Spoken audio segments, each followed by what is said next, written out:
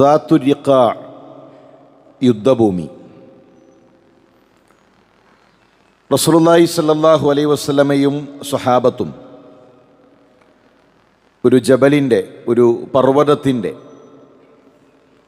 താഴ്വാരത്ത് താവളമടിച്ചിരിക്കുകയാണ്.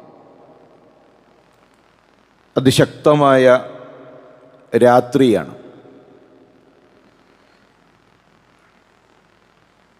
മൻ യഹ്റുസുനൽ ലൈല, ഈ രാത്രി ആരാണ് ഞങ്ങൾക്ക് കാവൽ നിൽക്കുക? റസൂലുള്ളാഹി സ്വല്ലല്ലാഹു അലൈഹി വസല്ലം ചോദിച്ചു. മുഹാജിറുകളിൽ നിന്ന് മഹാനായ അമ്മാർ ഇബ്നു യാസിർ, അൻസാരികളിൽ നിന്ന് അബ്ബാദ് ഇബ്നു ബിശ്ർ റളിയല്ലാഹു തആല അൻഹുമ, രണ്ടുപേരും മുന്നിട്ട് വന്നു. രാത്രി മുസ്ലിം സൈന്യത്തിന് കാവൽ നിൽക്കണം. ഇതാണ് രണ്ടുപേരുടെയും ദൗത്യം. സ്വഹാബത്ത് വിശ്രമിക്കുന്നു. അൻസാരികളിൽ നിന്നൊരു സഹാബിയും മുഹാജിറുകളിൽ നിന്നൊരു സഹാബിയും ആ സൈന്യത്തിന് കാവൽ നിൽക്കുന്നു. ഒരല്പസമയം കഴിഞ്ഞപ്പോൾ മഹാനായ അബ്ബാദ് ബിൻ ബിശ്ർ, അദ്ദേഹം അമ്മാർ ഇബ്നു യാസിർ റളിയല്ലാഹു തആല അൻഹുവിനോട് പറഞ്ഞു, നിങ്ങൾ വിശ്രമിക്കുക. രാത്രിയുടെ ഒരു ഭാഗം കഴിഞ്ഞാൽ ഞാൻ നിങ്ങളെ വിളിച്ചെഴുന്നേൽപ്പിക്കാം. അതുവരെയുള്ള സമയം ഖുർആൻ ഓതി ഞാൻ നമസ്കരിക്കാൻ പോവുകയാണ്. മഹാനായ അമ്മാർ ഇബ്നു യാസിർ അദ്ദേഹം വിശ്രമിച്ചു. അബ്ബാദ് റളിയല്ലാഹു തആല നമസ്കാരത്തിലാണ്. മനോഹരമായി സൂറത്തുൽ കഹ്ഫ് പാരായണം ചെയ്യുന്നു. ആ താഴ്വരയിൽ ഖുർആൻ പതിഞ്ഞ സ്വരത്തിൽ കേട്ടുകൊണ്ടിരിക്കുന്നു. അപ്പോഴാണ് ഒരു ശത്രു ആ ഭാഗം ലക്ഷ്യമാക്കി കടന്നു വരുന്നത്. നിലാവിൽ മഹാനായ അബ്ബാദ് റളിയല്ലാഹു തആല നമസ്കരിക്കുന്നത് കണ്ടപ്പോൾ അത് ലക്ഷ്യമാക്കി ശത്രു അമ്പെയ്തു. മഹാനായ സഹാബിയുടെ ശരീരത്തിൽ അമ്പ് തറച്ചു കയറി. ഒരു മുള്ളേൽക്കുന്നത് പോലെയല്ല, ആഴമേറിയ മുറിവോടുകൂടെ അമ്പ് തറച്ചു കയറിയ രൂപത്തിൽ അദ്ദേഹം നമസ്കരിക്കുന്നു. ആ നമസ്കാരത്തിലായിക്കൊണ്ട് തന്നെ അദ്ദേഹം അമ്പ് വലിച്ചൂരി. ഖുർആനിൻ്റെ പാരായണം നിലക്കുന്നില്ല. ശത്രു കരുതി ഒന്നാമത്തെ അമ്പ് അത് നഷ്ടപ്പെട്ടു, ലക്ഷ്യസ്ഥാനത്തെത്തിയിട്ടില്ല. രണ്ടാമത്തെ അമ്പ് ചെയ്തു. രണ്ടാമത്തെ അമ്പും സ്വഹാബിയുടെ ശരീരത്തിൽ തറച്ചു. അതും അദ്ദേഹം ഊരിയെടുത്തു, നമസ്കാരം തുടർത്തി. മൂന്നാമത്തെ അമ്പ് തറച്ചു. അതിവേഗത്തിൽ റുക്കൂഉം സുജൂദും ചെയ്ത് സലാം വീട്ടി മഹാനായ അമ്മാർ ഇബ്നു യാസിർ റളിയല്ലാഹു തആല അൻഹുവിനെ വിളിച്ചെഴുന്നേൽപ്പിച്ചു. ശരീരം മുഴുവൻ രക്തം പുരണ്ട് മുറിവേറ്റ് നിൽക്കുന്ന അബ്ബാദ് റളിയല്ലാഹു തന്നെ കണ്ടപ്പോൾ അദ്ദേഹം ചോദിച്ചു, സുബ്ഹാനല്ലാഹ്, നിങ്ങൾക്ക് ഒന്നാമത്തെ അമ്പേൽക്കുന്ന സമയത്തു തന്നെ, ആദ്യത്തെ മുറിവേൽക്കുന്ന സമയത്തു തന്നെ നിങ്ങൾക്കൊന്ന് വിളിച്ചുകൂടായിരുന്നു? നിങ്ങൾക്കൊന്ന് പറഞ്ഞുകൂടായിരുന്നു? മഹാനായ സഹാബിയുടെ മറുപടി, കുൻതു ഫീ സൂറത്തിൻ അഖ്റഉഹാ, ഞാനൊരു സൂറത്തിലായിരുന്നു, ഞാനൊരു സൂറത്ത് പാരായണം ചെയ്യുകയായിരുന്നു. ഫലം ഉഹിബ്ബ അൻ അഖ്തഅഹാ, അത് മുറിച്ചു കളയാൻ, ആ പാരായണം നിർത്താൻ ഞാൻ ഇഷ്ടപ്പെടുന്നില്ല. ശരീരത്തിലേറ്റ അമ്പിനേക്കാൾ, ആ മുറിവിനേക്കാൾ വേദനയുണ്ടായിരുന്നു ഖുർആനിൻ്റെ പാരായണം നിർത്തുന്നതിന്. ആസ്വദിച്ചോതുന്ന, ആഴങ്ങളിലേക്ക് ഇറങ്ങിച്ചെന്ന് ഹൃദയം കൊണ്ട് സംവദിക്കുന്ന പരിശുദ്ധ ഖുർആനിൻ്റെ ആയത്തുകൾ നിർത്തുന്നത് സ്വന്തം ശരീരത്തിലേറ്റ മുറിവിനേക്കാൾ, ആഴത്തിൽ ആഴ്ന്നിറങ്ങിയ അമ്പിനേക്കാൾ അവർക്ക് വേദനയായി തോന്നി. നമ്മുടെ ജീവിതത്തിൽ എപ്പോഴെങ്കിലും ഖുർആനിന് അങ്ങനെ ഒരു സ്വാധീനം ചെലുത്താൻ കഴിഞ്ഞിട്ടുണ്ടോ? ഖുർആനിൻ്റെ തീരങ്ങളിലൂടെ സഞ്ചരിക്കാൻ, ഖുർആനിൻ്റെ ആശയങ്ങളിലൂടെ സഞ്ചരിക്കാൻ നമുക്ക് സാധിച്ചിട്ടുണ്ടോ? ചില സലഫുകളുടെ വാക്കുകളിൽ കാണാൻ സാധിക്കും, 20 കൊല്ലം ഞാൻ ഖുർആനുമായി ഞാൻ പോരാടുകയായിരുന്നു. 20 കൊല്ലം ഖുർആനിൻ്റെ ലദ്ദത്ത് കിട്ടാൻ, ഖുർആനിൻ്റെ ആസ്വാദനം കിട്ടാൻ ഞാൻ ചടഞ്ഞിരുന്നു, പഠിച്ചു. പിന്നീടുള്ള ജീവിതത്തിൽ ഖുർആൻ എനിക്ക് ആസ്വാദനമായിരുന്നു. അപ്പം അതൊരു പ്രക്രിയയാണ്. അത് കേവലം ഇങ്ങനെ ഖുർആൻ ഓതിപ്പോയാൽ കിട്ടുന്ന ഒന്നല്ല. ഇന്ന് പലപ്പോഴും മുസ്ലിം കുടുംബങ്ങളിൽ ഖുർആനുമായിട്ടുള്ള ബന്ധം കേവല പാരായണമാണ്. കേവല പാരായണം അതുമില്ലാത്തവരുണ്ട്. സൂറത്തുൽ ഫാത്തിഹയുടെ പോലും ആശയങ്ങൾ അവർക്കറിയില്ല. അള്ളാഹു പാരായണത്തിന് വേണ്ടി മാത്രമായി ഖുർആൻ അവതരിപ്പിച്ചിട്ടില്ല. ഖുർആൻ ഓതുന്നതിന് വേണ്ടി മാത്രമായി അള്ളാഹു ഖുർആൻ അവതരിപ്പിച്ചിട്ടില്ല. ഖുർആൻ അവതരണത്തിന് അങ്ങനെ മാത്രമായി ഒരു ലക്ഷ്യമില്ല. ഖുർആൻ അള്ളാഹു അവതരിപ്പിച്ചത് തദബ്ബുറിനാണ്. ഖുർആനിൻ്റെ ആശയങ്ങളോട് ഹൃദയം കൊണ്ട് സംവദിക്കാനാണ്. റസൂലുള്ളാഹി സ്വല്ലല്ലാഹു അലൈഹി വസല്ലമയുടെ വഫാത്തിൻ്റെ രംഗം, അള്ളാഹുവിൻ്റെ റസൂൽ സല്ലല്ലാഹു അലൈഹി വസല്ലമക്ക് നല്ല വേദന അനുഭവിക്കുന്നുണ്ട്. ഒരു തണുത്ത പാത്രത്തിൽ കൈമുക്കി പ്രവാചകൻ സല്ലല്ലാഹു അലൈഹി വസല്ലം നെറ്റി ഇങ്ങനെ പതുക്കെ തടവിക്കൊണ്ടിരിക്കുന്നുണ്ട്. പതിഞ്ഞ സ്വരത്തിൽ ലാ ഇലാഹ ഇല്ലല്ലാഹ് ഇന്നലിൽ മൗത്തി സഖറാത്ത് എന്ന് റസൂലുള്ളാഹി സല്ലല്ലാഹു അലൈഹി വസല്ലം പറയുന്നുണ്ട്. ആകാശങ്ങളിലേക്ക് കൈകൾ ഉയർത്തി ഇലാ റഫീഖിൽ അലാ എന്ന് പറഞ്ഞ് പ്രവാചകൻ സല്ലല്ലാഹു അലൈഹി വസല്ലം നമ്മുടെ ഉമ്മയുടെ ആയിഷ റളിയല്ലാഹു തആലയുടെ മടിത്തട്ടിൽ തലവെച്ച് ഈ ലോകത്ത് നിന്ന് പ്രവാചകൻ സല്ലല്ലാഹു അലൈഹി വസല്ലം വിട പറഞ്ഞു. മഹാനായ മുഗീറ റളിയല്ലാഹു തആല പറയുന്നു, കുൻതു മഅ ഉമർ ഫിൽ മസ്ജിദ്. പ്രവാചകൻ സല്ലല്ലാഹു അലൈഹി വസല്ലം ലോകത്ത് നിന്ന് വിട പറയുമ്പോൾ ഞാൻ ഉമറിൻ്റെ കൂടെ പള്ളിയിലായിരുന്നു. ഫസമിഅന അന്നാസ് യഖൂലൂൻ, ജനങ്ങൾ പറയുന്നത് ഞാൻ കേട്ടു, മാത്ത റസൂലുള്ളാഹ്, അള്ളാഹുവിൻ്റെ റസൂൽ സല്ലല്ലാഹു അലൈഹി വസല്ലം വഫാത്തായിരിക്കുന്നു. അവർ കിടുങ്ങിപ്പോവുകയാണ്, അവർ വിറച്ചു പോവുകയാണ്. അവരുടെ പ്രവാചകൻ സല്ലല്ലാഹു അലൈഹി വസല്ലം വഫാത്തായി എന്ന വാർത്ത അവർ കേൾക്കുകയാണ്. ഫഖാമ ഉമർ, ഉമർ റളിയല്ലാഹു തആല എഴുന്നേറ്റു. ഫഖാൽ, അദ്ദേഹം പറഞ്ഞു, ഖദബു, ആ പറഞ്ഞത് കളവാണ്. വല്ലാഹി മാ മാത്ത റസൂലുള്ളാഹ്, അല്ലാഹു തന്നെയാണ് സത്യം, അല്ലാഹുവിൻ്റെ റസൂൽ സല്ലല്ലാഹു അലൈഹി വസല്ലം വഫാത്താവുകയില്ല. പ്രവാചകൻ വഫാത്താവുകയില്ല, റസൂലുള്ളാഹി വഫാത്താവുകയില്ല. മഹാനായ മുഗീറ റളിയല്ലാഹു തആല റസൂലുള്ളാഹിയുടെ വീട്ടിലേക്ക് എത്തി. അബൂ ഹഫ്സ്, ഒന്ന് പ്രവാചകന്റെ റൂമിലേക്ക് പ്രവേശിക്കുമോ? ഉമർ റളിയല്ലാഹു തആല റൂമിലേക്ക് പ്രവേശിക്കാൻ തയ്യാറാകുന്നില്ല. അള്ളാഹുവിൻ്റെ റസൂൽ വഫാത്താകില്ല എന്ന് പറഞ്ഞ് അദ്ദേഹം വീടിൻ്റെ പുറത്തു നിൽക്കുന്നു. മഹാനായ മുഗീറത്ത് ഇബ്നു ശുഅബ ആ റൂമിലേക്ക് പ്രവേശിച്ചു. യമനിൽ നിന്ന് കൊണ്ടുവന്ന ഒരു തുണി പ്രവാചകൻ സല്ലല്ലാഹു അലൈഹി വസല്ലമയുടെ ശരീരത്തിൽ പുതച്ചിട്ടുണ്ട്. ആ തുണി പതുക്കെ മുഗീറ റളിയല്ലാഹു തആല നീക്കി. പ്രവാചകൻ സല്ലല്ലാഹു അലൈഹി വസല്ലമയുടെ മുഖം കണ്ടു. അദ്ദേഹം പറഞ്ഞു, അള്ളാഹുവിൻ്റെ റസൂൽ സല്ലല്ലാഹു അലൈഹി വസല്ലം വഫാത്തായിട്ടുണ്ട്. ആ വഫാത്ത് ഉറപ്പിച്ചു. പക്ഷെ പുറത്ത് ഉമർ റളിയല്ലാഹു തആല വൈകാരികമായി നിൽക്കുകയാണ്. ആർക്കും അത് പറയാൻ സാധിക്കുന്നില്ല. എല്ലാവരും വൈകാരികമായി നിൽക്കുന്ന രംഗം. സ്വഹാബത്ത് പറയുന്നു, ഞങ്ങൾക്ക് ഞങ്ങളുടെ കണ്ണുകൾ, ഞങ്ങളുടെ കാഴ്ചകൾ നഷ്ടപ്പെട്ടു, ഞങ്ങൾക്ക് ഞങ്ങളെ തന്നെ കാണാതായി. ഒരു ഭ്രാന്തമായ അന്തരീക്ഷം.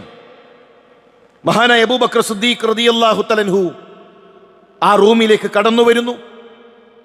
പ്രവാചകൻ സല്ലല്ലാഹു അലൈഹി വസല്ലമയുടെ ശരീരത്തിൽ നിന്ന് ആ തുണി, മുഖത്ത് നിന്ന് ആ തുണി മാറ്റുന്നു. രണ്ടു പിരികങ്ങൾക്കിടയിൽ അബൂബക്കർ സിദ്ദീഖ് റളിയല്ലാഹു തആല ചുംബനം നൽകുന്നു. ബി അബി അൻത വ ഉമ്മി തിബ്ത ഹയ്യൻ വ മയ്യിതൻ. അല്ലാഹുവിൻ്റെ റസൂലേ, അങ്ങ് ജീവിച്ചിരിക്കുമ്പോൾ അങ്ങേക്ക് എന്തൊരു സുഗന്ധമാണ്. അല്ലാഹുവിൻ്റെ റസൂലേ, അങ്ങ് മരണപ്പെട്ട ഈ വേളയിലും അങ്ങേക്ക് സുഗന്ധമാണല്ലോ എന്ന് പറഞ്ഞ് മഹാനായ അബൂബക്കർ സിദ്ദീഖ് റളിയല്ലാഹു തആല പള്ളിയിലേക്ക് പോകുന്നു. പള്ളിയിൽ ഉമർ സംസാരിച്ചു കൊണ്ടേയിരിക്കുകയാണ്. സ്വഹാബികൾ സംസാരിച്ചു കൊണ്ടേയിരിക്കുന്നു. എന്താണ് അവർ പറയുന്നത്? റസൂലുള്ളാഹിക്ക് വഫാത്തില്ല, പ്രവാചകൻ സല്ലല്ലാഹു അലൈഹി വസല്ലം വഫാത്താവുകയില്ല. ഉമർ, താങ്കളൊന്ന് ശാന്തമാകണം. മഹാനായ അബൂബക്കർ സിദ്ദീഖ് റളിയല്ലാഹു തആല മിമ്പറിൽ കയറി. വമാ മുഹമ്മദുൻ ഇല്ലാ റസൂൽ ഖദ് ഖലത് മിൻ ഖബ്ലിഹി റുസുൽ.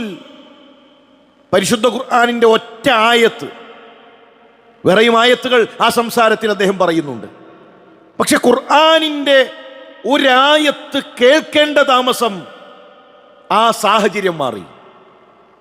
വൈകാരികമായി അവരുടെ കൈകളിൽ നിന്ന് നഷ്ടപ്പെട്ട അവരുടെ വികാരം അവർക്ക് തിരിച്ചു കിട്ടി, ആദ്യമായിട്ട് ആ ആയത്ത് കേൾക്കുന്നത് പോലെ.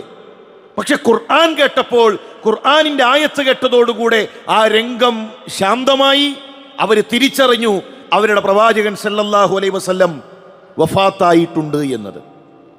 ഞാൻ പറഞ്ഞു വരുന്നത്, ഖുർആനിന്റെ ഒരു ആയത്ത്, ഖുർആൻ എങ്ങനെയാണ് നമ്മുടെ മുൻഗാമികളെ സ്വാധീനിച്ചത് എന്നതാണ്.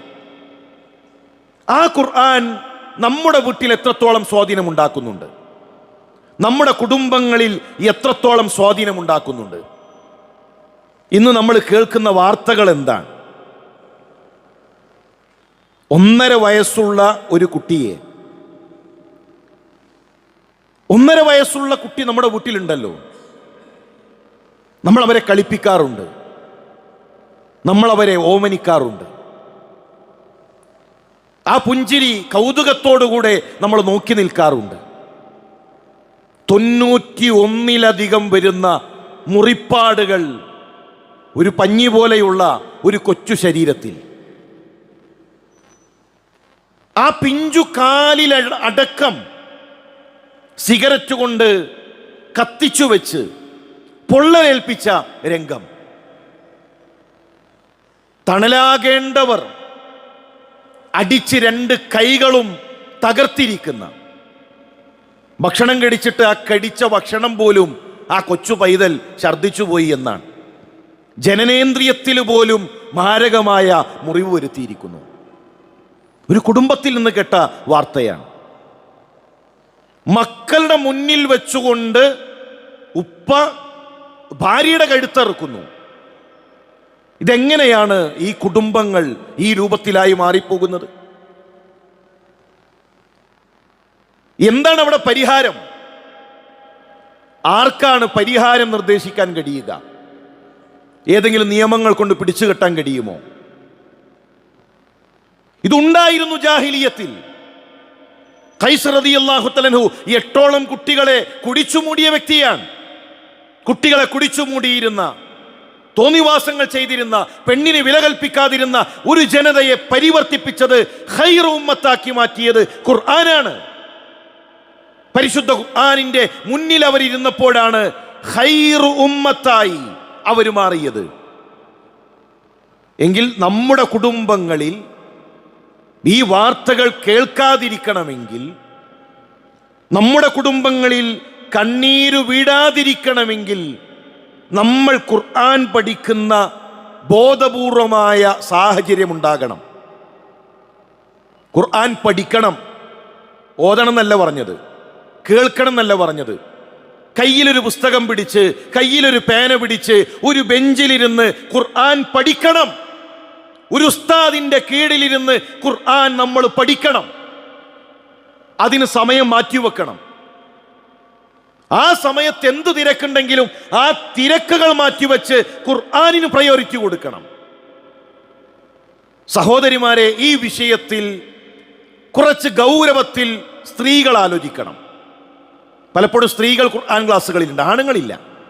തിരക്കാണ്, ബിസിനസ്സാണ്, കച്ചവടമാണ്, നമ്മുടെ മറ്റു മേഖലകളാണ്. അള്ളാഹു നൽകിയ ഈ ആയുസ്സിൽ ആഴ്ചയിൽ 1 മണിക്കൂർ അള്ളാന്റെ കലാമ് പഠിക്കാൻ നമുക്ക് സമയമില്ല. മഹാനായ ഇമാം അഹ്മദ്, ആ ഇമാം അഹ്മദ് ഭാര്യയെക്കുറിച്ച് പറയാറുണ്ട്, വകാനത് തുഈനുനി അലാ അംരി ആഖിറതി. എൻ്റെ ഭാര്യ എൻ്റെ ആഖിറത്തിന്റെ വിഷയത്തിൽ എന്നെ സഹായിക്കുന്നവളാണ്. സഹോദരിമാരെ, അതൊരു യോഗ്യതയാണ്. കുടുംബത്തെ ആഖിറത്തിന്റെ വിഷയത്തിൽ സഹായിക്കൽ. ഭർത്താവിനോട് പറയൽ, ഈ ഉള്ള ലാഭം മതി, ഈ ഉള്ള ലാഭം മതി.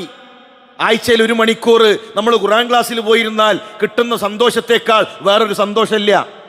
ഭർത്താവിൻ്റെ കൈ പിടിച്ചുകൊണ്ട് ഖുർആൻ ക്ലാസ്സിലേക്ക് നമ്മൾ എത്തണം. സഹോദരിമാരെ, നമ്മുടെ മക്കളുടെ കൈ പിടിച്ച് ഖുർആൻ ക്ലാസ്സിൽ നമ്മൾ എത്തണം. ഖുർആൻ പഠിക്കുന്ന സദസ്സിൽ കുടുംബസമേതം നമ്മൾ ഉണ്ടാകണം. ഞാൻ ഈ അടുത്തൊരു വീട്ടിൽ ചെന്നു. കുടുംബത്തിൻ്റെ ഒരു സൗഹാർദ്ദം കണ്ട്, ആ കുടുംബത്തിൻ്റെ ഒരു ഐക്യം കണ്ട് വല്ലാത്തൊരു അത്ഭുതം തോന്നിപ്പോയി. പൊതുവെ അകലുന്നൊരു കാലഘട്ടത്തിൽ വളരെ സൗഹാർദ്ദത്തോടുകൂടെ ആ സംസാരത്തിനിടയിൽ അദ്ദേഹം പറഞ്ഞത്, ഞങ്ങളെ വളർത്തിയത് ഉമ്മയാണ്, ഞങ്ങൾക്ക് തർബിയത്ത് നൽകിയത് ഉമ്മയാണ്. ഉമ്മാക്ക് തൗഹീദ് ഉണ്ടായിരുന്നു, ഉമ്മ പഠിപ്പിച്ചതാണ്. ഉമ്മമാർ മുന്നിൽ നിന്നാൽ ഈ ഉമ്മത്തിൽ വലിയ മാറ്റങ്ങൾ ഉണ്ടാകും. പ്രത്യേകിച്ച് എനിക്ക് ഓർമ്മപ്പെടുത്താൻ സഹോദരിമാരെ, നമ്മൾ ഒറ്റക്കല്ല ഖുർആൻ ക്ലാസ്സിൽ ഉണ്ടാകേണ്ടത്. ഏത് തിരക്കിലാണെങ്കിലും, എത്ര വലിയ ഉദ്യോഗസ്ഥനാണെങ്കിലും, ഭർത്താവിനെ, നമ്മുടെ മക്കളെ, നമ്മുടെ പെൺകുട്ടികളെ അവരെ ഖുർആൻ പഠനത്തിൻ്റെ ക്ലാസ്സുകളിലേക്ക് കൊണ്ടുവരാൻ ബോധപൂർവം അത്തരം മജ്ലിസുകളിൽ ഉണ്ടാകാൻ നമ്മൾ ശ്രദ്ധിക്കണം. മഹാനായ സാബിത്ത് അൽ ബുനാനി, ഖുർആൻ കേട്ടാൽ അദ്ദേഹം കരയും, ഖുർആൻ ഓതിയിട്ട് കരയും. ആളുകൾ പറയും, എന്തിനാണ് ഇങ്ങനെ കരയുന്നത്? വമാ ഖൈറുഹുമാ ഇല്ലം യബ്കിയ മിൻ ഖശിയത്തില്ലാഹ്. അള്ളാനെ പേടിച്ച് കരയാത്ത കണ്ണുകൊണ്ട് എന്തു ഗുണം? ഖുർആൻ ഓതിയിട്ട്, അള്ളാഹുവിൻ്റെ കലാം ഓതിയിട്ട് ഈ കണ്ണ് നനയുന്നില്ല എങ്കിൽ, ഈ കണ്ണിനൊരു സ്വാധീനവുമില്ല എങ്കിൽ ഈ കണ്ണുകൊണ്ടെന്ത് ഗുണമാണുള്ളത്? നമ്മൾ ആലോചിക്കേണ്ടത് എത്രത്തോളം ഖുർആൻ നമ്മളിൽ സ്വാധീനം ചെലുത്തിയിട്ടുണ്ട്. സ്വാധീനം ഉണ്ടാകും, മാറ്റങ്ങൾ ഉണ്ടാകും. നമ്മൾ ഖുർആൻ പഠിച്ചാൽ, ഖുർആനിൻ്റെ ആശയങ്ങളിലൂടെ നമ്മൾ ഇറങ്ങിത്തിരിച്ചാൽ അത്ഭുതങ്ങൾ ഉണ്ടാകും. അതുകൊണ്ട് ബോധപൂർവം ഖുർആൻ പഠന ക്ലാസ്സിൽ കുടുംബസമേതം മറ്റെന്ത് തിരക്കുകളുണ്ടെങ്കിലും അത് മാറ്റിവെച്ച് പങ്കെടുക്കാനുള്ള ശ്രമങ്ങൾ നമ്മുടെ ഭാഗത്തുനിന്നുണ്ടാകണം. അല്ലാഹു അതിനുള്ള തൗഫീക്ക് നൽകി അനുഗ്രഹിക്കട്ടെ.